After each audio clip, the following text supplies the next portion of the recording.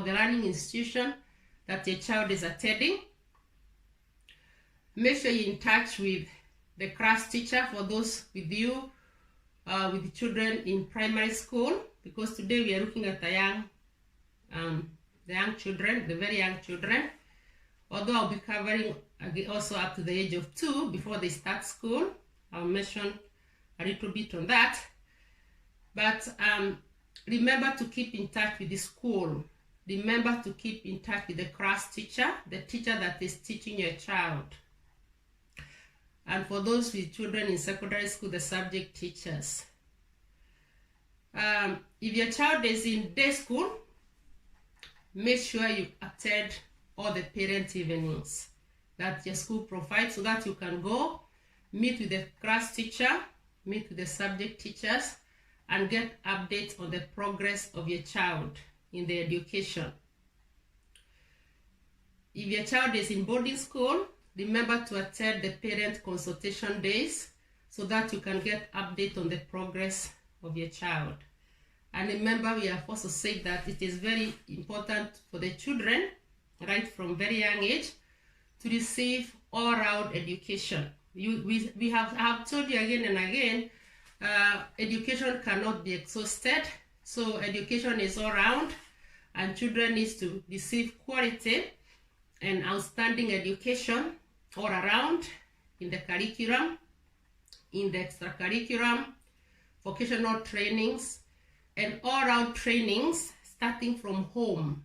Depending on the age, the children need to be exposed in all this. Okay, going back to numeracy or maths,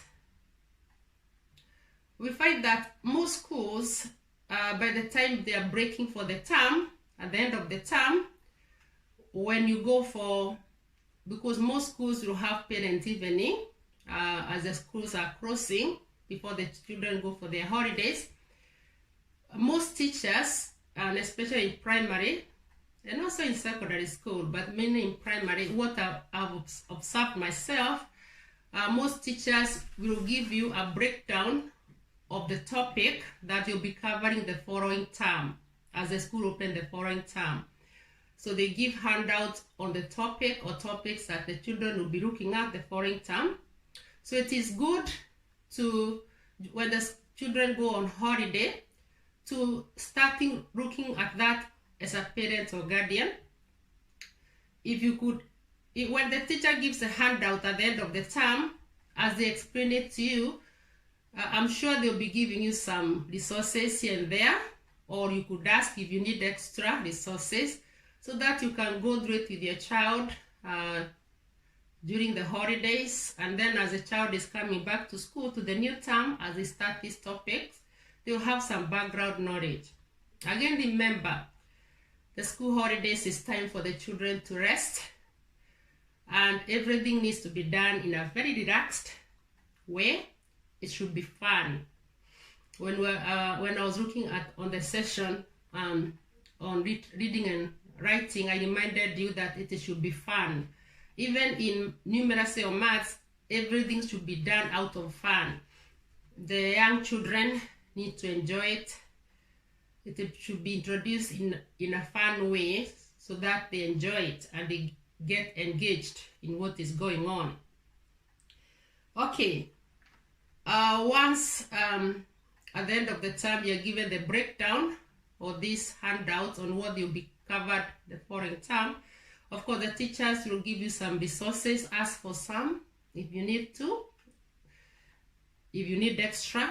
And again, as you go about shopping, maybe bookshop, shopping malls, supermarkets, if you go to the book section, check whether you can see something related to what you have been given by your teacher and buy some. They don't have to be expensive.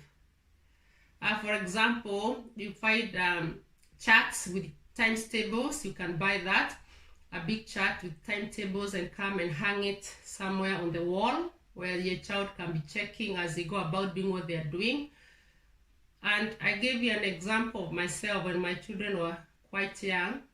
I used to get a lot of resources from my local post office, because the lady who owned the post office really used to bring some very cheap resources, very good resources in both literacy and numeracy, and I used to check out, and actually my kids would just work through the book. I didn't have to photocopy. Photocopying could even have been expensive, because the books were cheap enough for them to work through. Once they finished, I would go and check what else the lady has brought, and I would buy. And I would combine what I've been given by their class teachers and what I'm finding around as I went about my business shopping here and there. So it's good to be informed as a parent or guardian in supporting what a child is going through. So when we now come to look at numeracy, I did check, and I found some interesting resource online on how you could introduce your child to numeracy or to maths even before they start school, up to the age of 2 years. And I got what I'm going to read to you from our website, which is www.education.fic.gov.au. That is www.education.fic.gov.au. They have written some very interesting information on how to introduce maths to very young children, even before they start school, up to the age of 2. So by the time they're starting school at the age of 3, they have got some background information in it. I'll read what they have written. A child's first years are a time of rapid learning. Research tells us that babies have an innate capacity to understand numbers. As a child first teacher, you play a key role in developing their numeracy skills from an early age. So here they are saying that yourself as a parent or guardian, you are your first child teacher, because the most children start school at the age of 3. So before they start school, up to the age of 2, you'll be their first teacher. So you need to look for ways in preparing them early enough. But as I said, it has to be fun so that the children can enjoy it. So on this website, they continue to say, developing numeracy skills early gives children a foundation for their learning and development. It prepares them for daily life, including general problem solving and handling money. Counting is one of the first experiences of maths for young children.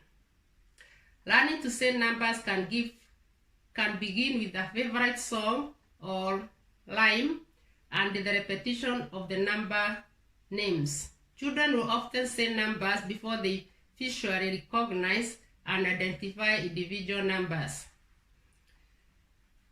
Here are some activities and tips to engage your child with the counting.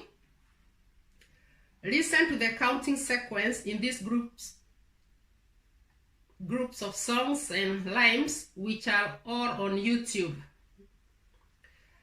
5 little ducks, 10 in the bed, 1, 2, 3, 4, 5, once I caught a fish alive, 10 green bottles, 5 little monkeys, 1, 2, buckle my shoe. So if you have access to the internet, check out from the YouTube on these songs and rhymes that I've already mentioned.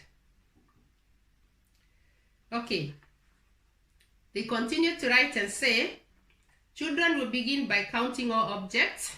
For example, count with them their fingers and toes, the buttons on their clothes, steps to the house, or their toys. As children move on to counting a set of objects, they begin to link each object with one another. In the beginning, encourage your child to touch each object as they say the matching numbers. So that is how to introduce maths to children up to the age of 2, even before they start school at the age of 3. So check out that, and I hope it will be beneficial to benefit you as a parent or guardian in starting your child off with numeracy or with maths. Okay, now coming back to children when they start school, like from a very young age. I told you it's very important to keep in touch with your child class teacher, like from 3 years, nursery, reception, depending on the curriculum that is being followed in your country. And as the children grow up, or as they develop, once they are given homework at school, especially at foundation, lower primary, upper primary, lower secondary, we are looking at the young children. When they are given homework at school, as a parent or guardian, check and make sure that they complete the homework. Check and make sure they complete the homework. If there's somewhere you have to sign to confirm that they have done the homework, if they have got diaries that they bring home, sign it, so that because it will be taken back to the teacher or their class teacher. If you can be able to go through the homework with your child, that's better. Go through it, see whether they have done it in the correct way.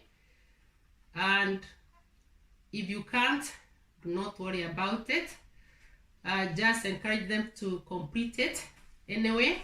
Make sure they don't leave any gaps. Encourage them to complete all the work, because their teacher gave that work knowing that they have been taught at school. So encourage them to complete it. Encourage them not to leave any gaps. And then once they take it back to school, as the teacher is marking through their work or going through their work, the teacher will pick out whatever they missed and correct it with your child at school. But for you as parent or guardian is to ensure that the homework is completed.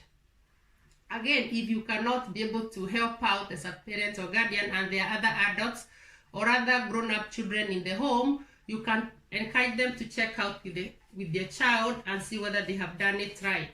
You can encourage them to support them as well. All right. The next thing is, as a parent or guardian, I want to bring to your attention that the timetables are introduced quite early to the children at school. And make sure that you keep in touch with the class teacher. Ask for how to support your child with timetables at home to help them practice. And as I told you that you can buy a chart. You can get a chart, big chart, and put it on the wall, and your child will be saying the timetables as they go about doing their business at home, whatever they are doing. It will become part of fun. And if you need extra resources, I'm sure the teacher will have given these resources. You can ask the teacher to help you.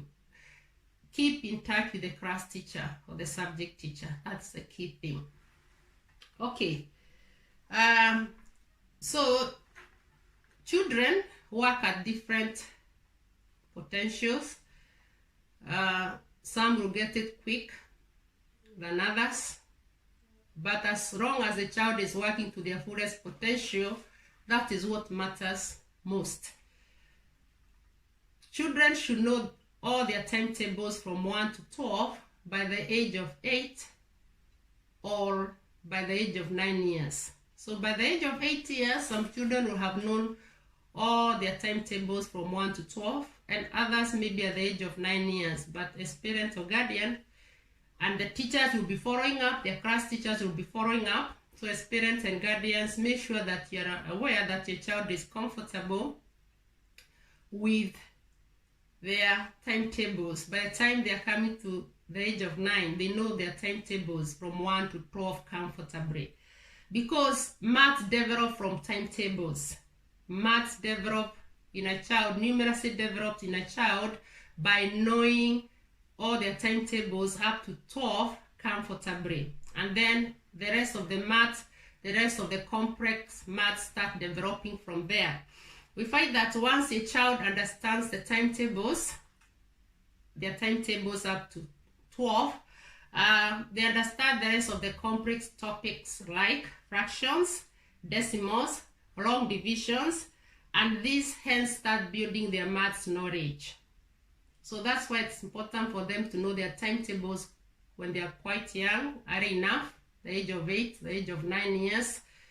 They should know all their their timetables up to 12, and then from there they'll start developing and getting better in complex maths, whether it is fraction, decimals, long divisions, etc. And as they grow up, as they move from lower primary, upper primary, lower secondary, and as they go even to higher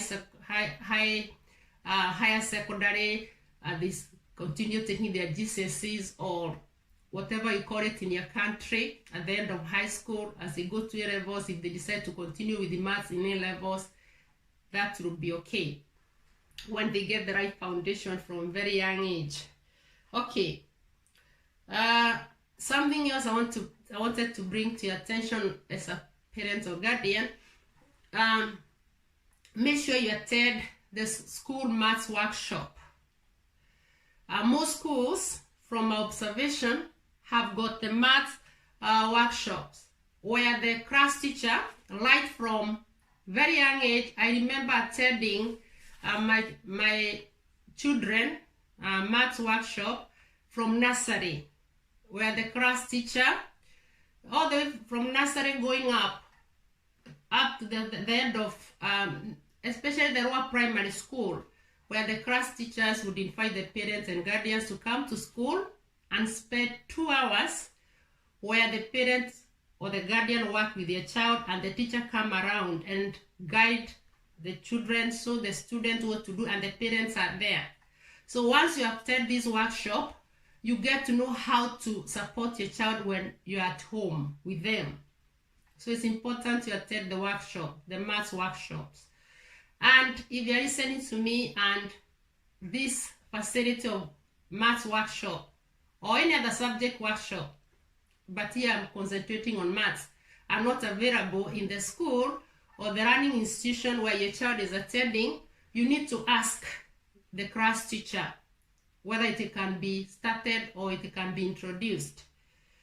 And if you are listening to me and you happen to be a class teacher or a head teacher or in leadership or in another part of the world where these facilities are not available, please consider starting it. Be the pioneer, start it, so that the parents or guardians are invited to come to school. Even if it's for 2 hours, they work with their children alongside their class teacher and other support staff that they bring along, so that the parents also get the knowledge on how to support their children who are at home. It's very important. It gives the children a very good foundation. Here we are looking at how the young people across the whole world can get quality education, good and quality, outstanding education across the whole world, depending on whether they are attending schools from city schools, suburb schools, schools from very remote parts of the country or parts of the world. The students or the young people need to get the best education, the best quality and outstanding education. That's what I'm emphasizing on. So we need to look at what could be done. For those of you who have got these facilities already, that's okay. And for those of you who still haven't got it, I'm sure there's someone listening to me. Go back to those schools, see whether it's happening. And if you're coming from very remote areas and God has helped you, and you need to go back and check, go back to your roots and check whether these facilities are available.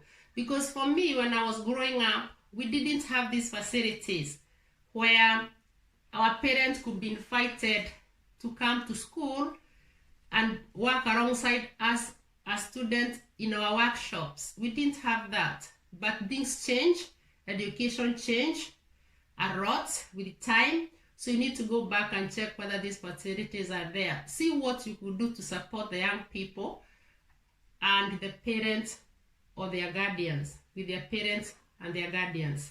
Okay. All right. Okay, coming here. As a parent or guardian, remember to be involved in your child learning experience is very important. Remember to give your child verbal and practical encouragement. Verbal, encourage them. Praise them. Praise is a very powerful tool to help their children to do well in education. Praise them when they do it. Praise them verbally. Tell them you have done well. And also, okay, be encouraged with practical encouragement. Get involved in what they are doing. Even if you're not literate enough to be involved in helping them in literacy, reading and writing, or in maths, encourage them to do it anyway. The class teacher will go and pick it up what they missed out. In numeracy, literacy, and in other subjects, supplement resources from school with other appropriate ones that you can get. That is very important. If you have got access to online, check out. Again, when it comes to schools, the class teacher will guide parents on the website, the online facilities to visit and practice with their children, or their children can practice at home if they have got access to technology or to internet. And again, depending on where the students are coming from, because I'm addressing the whole world, I'm addressing globally, I'm talking to parents or guardians and students from across the whole world. In another video, I said that every child from very young age needs to be exposed to information technology. It's very important because it is embedded in all subjects. Technology is everywhere. So it is the responsibility of the local government or the national government to make sure that children in their countries, the students back in their countries, from whichever part they're coming from, even in the countryside schools, the very remote schools, get access to information technology. There is internet, so that they benefit like any other child coming from all parts of the world. When effort is put in, it can be achieved. I have said again and again that education is teamwork. Children need to be exposed to all subjects in the curriculum, the timetable subject, extracurriculum, vocational trainings, and all-out training. It's important. Okay. I'm going to read from my book as well, what I've written in my book. I've introduced this book again and again. It's me who has written this book. It's Parents and Guardians, How You Can Support Your Children Through Education. To you students, learn how to push those grades up, maximizing your child educational potential. Anna Kimani, it's me who has written it, and I'll tell you what I've written when it's come to maths or numeracy. And I have written, in maths, practice, patience, and perseverance are the key things to enhance understanding the questions. And again, I've written and said, as a parents or guardians, if you want your child to stand out, remember the key thing is a bit of extra support and consistency. So, that is from my book. If you haven't ordered this book, consider ordering it. It has got a lot of information. I can't read everything. I know I've given a number of quotations from what I've written, but I can't read everything. When you place the order for the book, you'll be able to read everything that I've written and you'll benefit a lot. Below this video, I am going to put the links or guidelines on how you could order the book or how you can access the book. Okay, so I'll repeat here. Remember, the key thing is keeping in touch with the school as a parent or guardian with the children from a very young age when they start school, as they develop and continue with their education. Remember to keep in touch with the class teacher, the teacher who is teaching them in that academic year, and also their subject teachers for those who are in secondary school and above. Again, remember to attend the parent evenings for those of you who are with children in day school, and for those of you with children in boarding schools, remember the parent consultation days. And when it comes to maths, I've said about attending your child workshop, maths workshop. Remember to attend and work alongside your child with the teacher at school. You get a lot of knowledge. And I've said, if you're listening to me and these facilities are not available in the school your child is attending or in the learning institution that your child is attending, then speak it out, be the pioneer, and see how it can be started. And for those of you who have been privileged and maybe you have now in a position to help the parent back to your roots, to get started, to get better, the schools back from where you're coming from your roots, then go back and see what you could do so that the children there can get the best and quality and outstanding education. Okay.